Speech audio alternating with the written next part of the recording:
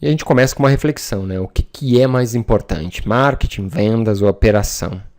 Em realidade, isso é um tripé, esse tripé que tem que se equilibrar sempre e que se um deles faltar, a coisa vai dar errada.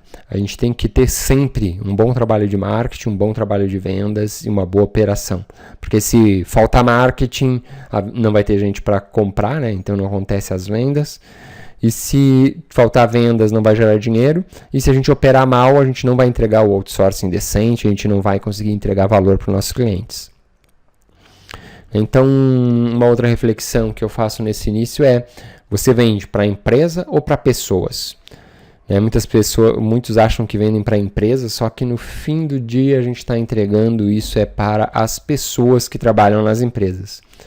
Então, a gente precisa estar focado que tudo que a gente está falando aqui é sobre pessoas, não é somente sobre empresas, né? Dentro das empresas tem pessoas que compram, pessoas que decidem, pessoas que acreditam, pessoas que querem determinadas entregas, e a gente precisa estar acompanhando isso e realmente estar ciente disso.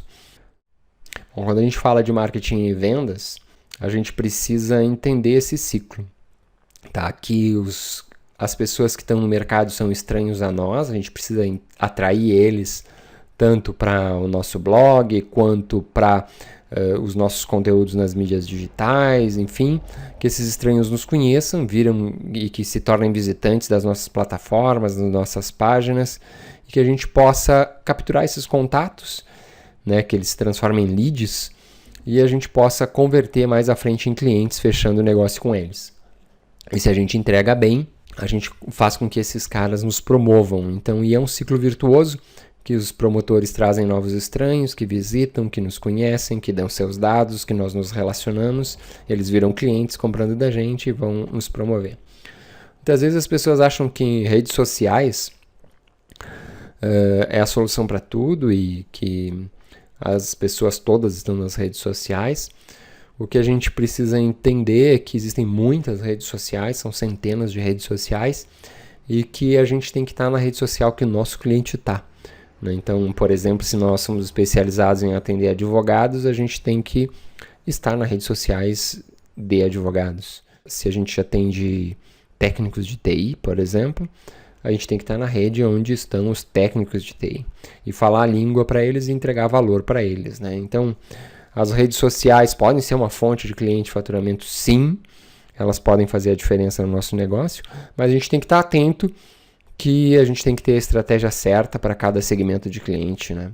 Para poder fazer marketing e vendas, a gente tem que seguir uma certa estratégia, definir uma estratégia, e ter um planejamento decente, onde a gente vai definir nosso público-alvo, onde a gente vai definir quem são as nossas personas, onde estão essas personas, a gente vai entender esse cliente e a gente vai preparar a nossa oferta, né? A gente tem que, no planejamento, já entender tudo isso e definir quais são os canais, como que a gente vai se comunicar com ele. Então, no segundo passo, a gente cria esses canais, plataformas e cria e vincula conteúdo útil para eles.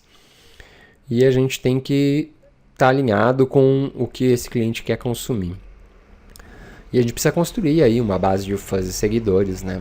E depois monitorar tudo isso. É importante que a gente tenha claro os nossos objetivos, né, quando a gente faz marketing e vendas, e a gente tem que se relacionar com esse público precisa se relacionar com a marca, e a gente precisa efetivamente atrair tráfego e geração de leads no nosso dia a dia. É importante que a gente tenha uma lista de contatos de e-mail e que tenha não só e-mails, mas telefones, enfim, formas para a gente conseguir entrar em contato.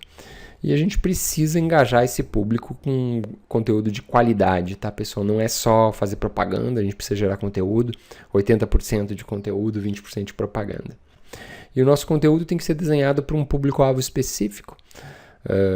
Normalmente esse público-alvo vai ser o diretor, vai ser o cara da TI, a gente vai ter que desenhar esse público certinho, essas personas que a gente tem que falar, e gerar conteúdo contínuo para ele, programado, né? De forma alinhada para ele conseguir entender isso e ver valor em ti.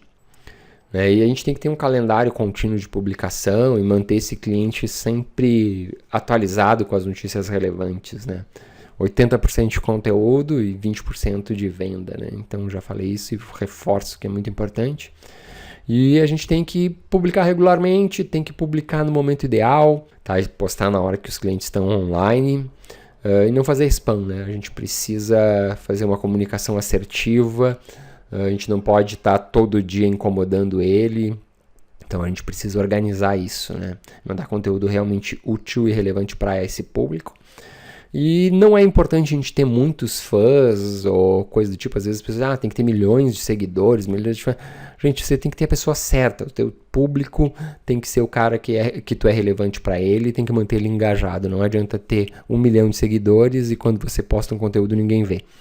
Tá? Realmente tem que ser as pessoas que estão interessadas no teu negócio. E a gente tem que trabalhar para ele. A gente tem que fazer tudo que a gente faz para ele.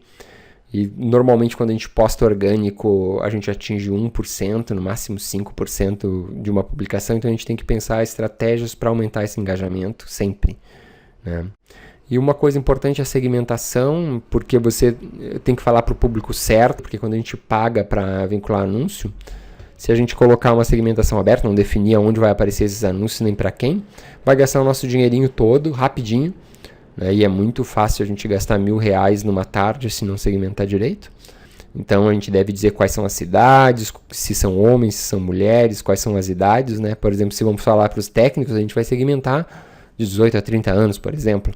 Se a gente vai falar para um diretor, a gente vai falar de 35 a 60 anos, por exemplo. Então a gente precisa organizar os idiomas que essas pessoas falam também.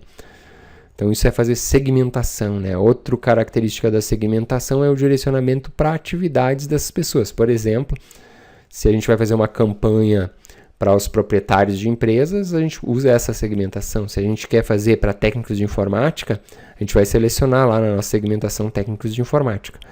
Então isso vai fazer com que a gente tenha uma assertividade maior e que a gente fale a língua exata, né, dessa pessoa, né?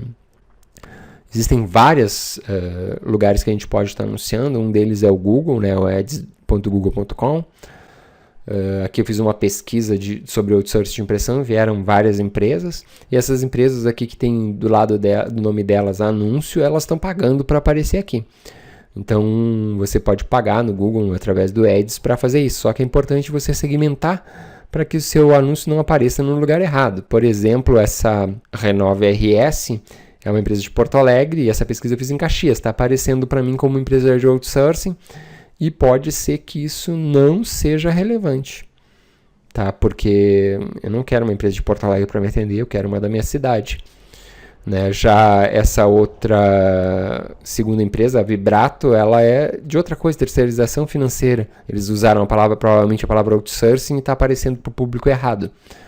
Então, tem uma série de cuidados. A gente tem também o Google Meu Negócio, que a gente tem que estar lá presente, né? O acesso é business.google.com. E aqui é um exemplo, eu pesquisei o nome da Neo Technology, apareceu dados da Neo Technology, endereço, horário de funcionamento, telefone, a gente tem que estar cadastrado lá no business.google.com para isso funcionar. É o que usa também para o Google Maps, né? Para você aparecer no Google Maps quando as pessoas fazem a pesquisa no mapa. Normalmente esse processo é uma sequência, né? Marketing, venda e operação, só que a gente tem que ter ciência que isso é um fluxo praticamente contínuo, né? Que a gente tem marketing, venda, operação, a gente tem que ter sucesso na entrega para gerar novas vendas. E uma coisa que é importante é que a gente tem que entender que a gente tem que vir do estratégico para o tático e depois para o operacional. A gente tem que conseguir entrar na diretoria e para essa diretoria levar a gente para os gestores, para TI, para compras. Porque se a gente trabalhar somente na parte de TI ou só na parte de compras, a gente não tem poder, eles não têm poder de decisão. Isso fica difícil, então a gente precisa envolver a diretoria já no começo, e aí existem várias técnicas para a gente fazer isso, de envolver a diretoria, desde palestrar em eventos de executivos, e a gente não vai palestrar sobre a nossa empresa, a gente vai palestrar sobre o que eles precisam saber, e também escrever conteúdo no blog para esses gestores, fazer posts que são para esses gestores, participar em instituições que esses gestores participam, seja a Câmara de Indústria e Comércio, o Clube de Diretores Lojistas, e lá dentro a gente faz um relacionamento, lá dentro a gente consegue estabelecer relacionamento com a alta diretoria.